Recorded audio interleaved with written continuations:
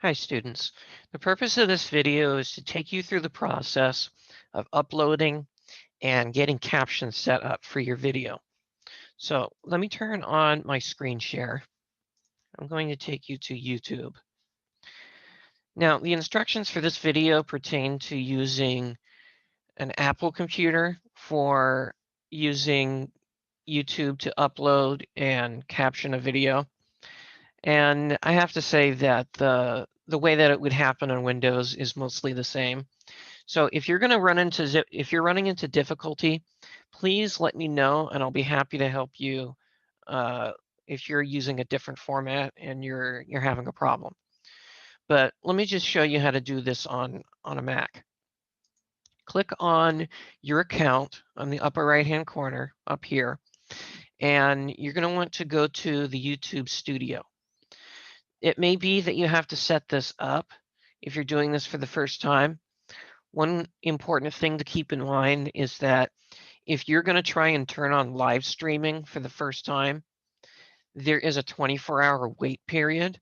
So my recommendation is that you not do that and just enable the option to upload videos. So there are a lot of tools in the YouTube Studio that you can use to your advantage in this class. We're only going to be using a few of them. To upload a video, what you want to do is you want to come over here to um, the upper right hand corner again. There are a lot of handy buttons here that will help you out. Click on Upload Videos, this little button with the light on it with the arrow pointing up.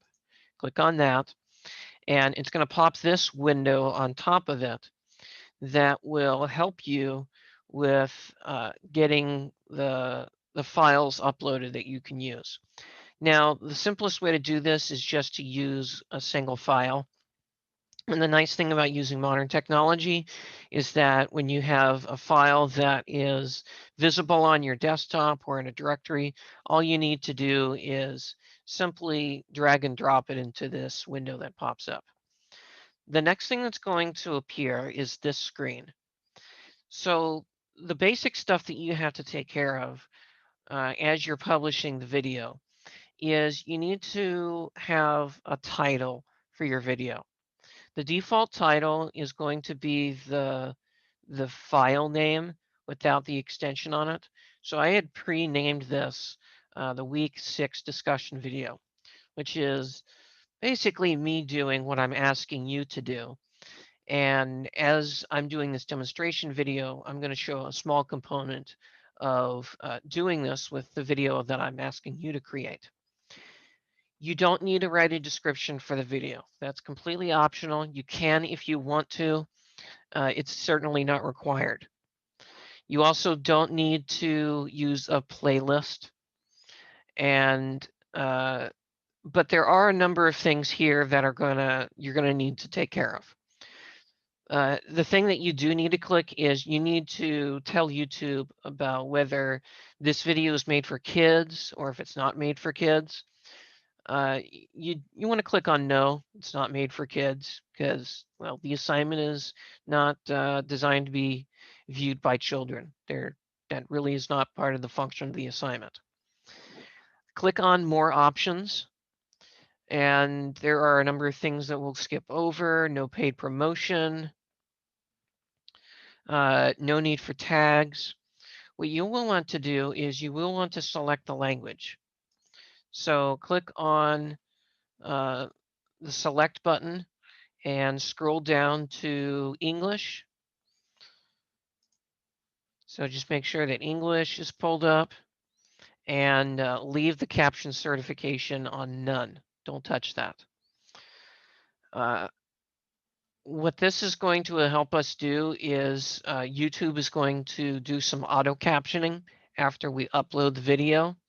And that's going to help with the captioning process immensely.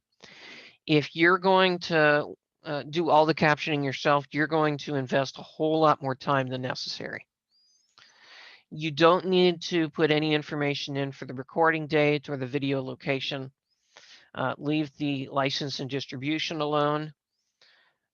what I would do is I would unselect publish to subscriptions feed and notify subscribers unless you actually want to do this on your YouTube channel. It's some people do have subscribers, and it would be probably a good idea not to have everybody who is your fan know that you're doing this assignment. You don't need a category, but this I think automatically, or maybe I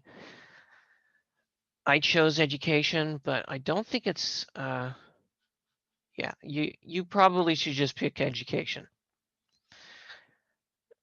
You can leave this alone, comments and rating. I usually just leave that stuff on. Once you've done that, click the next button. There's going to be another few things you want to take care of. So on the next screen, we don't need to do anything. You don't need to add an end screen. You don't need to add cards. So let's click next again.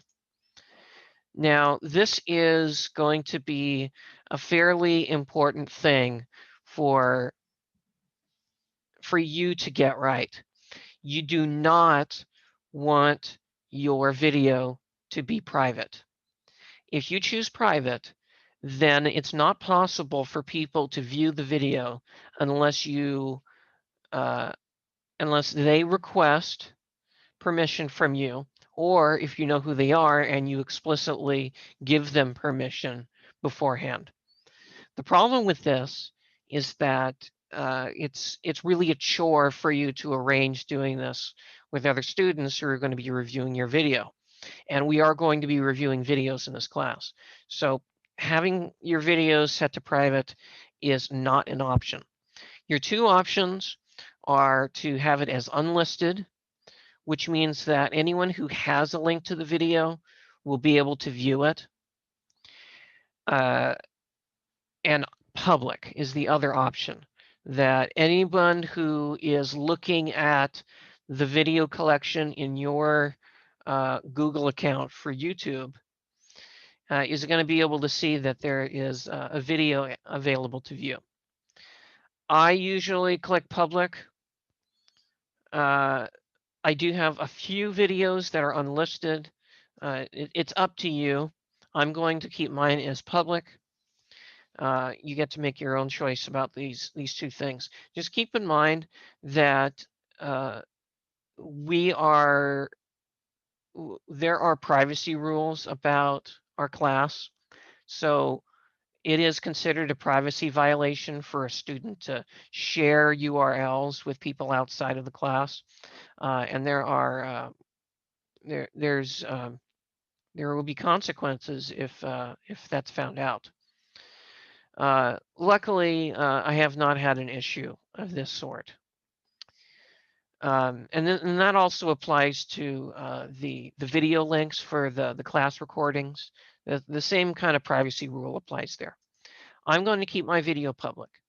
I'm not going to click Instant Premiere. I'm not going to schedule it. I want it to be visible as soon as YouTube makes it viewable. So at that point, I'm going to click Publish. And it's going to have a little publish screen on here. If it was still uploading by the time I hit publish, then there would be a wait bar for showing me how long it's going to take for me to be able to close this window. But that time has passed because it's just a short video. I'm going to close that. Now what I'm going to do is I'm going to look at the subtitles. So I just uploaded this one, so it's at the top. And I'm going to click this. And what we're going to see here is that the video has acknowledged that English is the language, but there are no available subtitles yet. This is a kind of a row here that is waiting to be filled with content, but it doesn't have any content yet. So in order for me to have captions in this video, which you will need to have, I have a couple of options. Either I can add all of the captions myself, which is going to take me a considerable amount of time. I think the numbers are not very encouraging if you're starting from scratch. The reason why is because what you need to do is you need to um, enter the words in here as you are hearing them. And what you also need to do is you need to assign the timings for them. So it's quite a challenging thing. And people who want to do this themselves, for whatever reason, you're going to find that this is a quite time consuming process to go through. My recommendation is that you do not do this. So I'm going to discard the changes. And what I recommend is that you upload your video and you wait for YouTube to provide auto-captioned captions for your video. Now, it takes a certain amount of time for this to be done. The Google's computers, they are very fast, but it does take time, and that time is proportional to the complexity of your video and the length of it. So if you have a short video, the wait time is going to be shorter. Unfortunately, I have not figured out a way for YouTube to tell me when they have finished auto captioning a video. I've always had to put it up here uh, and do something else for a while and then come back to it and see if the captions have been auto generated. So what I'm going to do is I'm going to split this video and I'm going to resume it when I have found out that the auto captions have been added.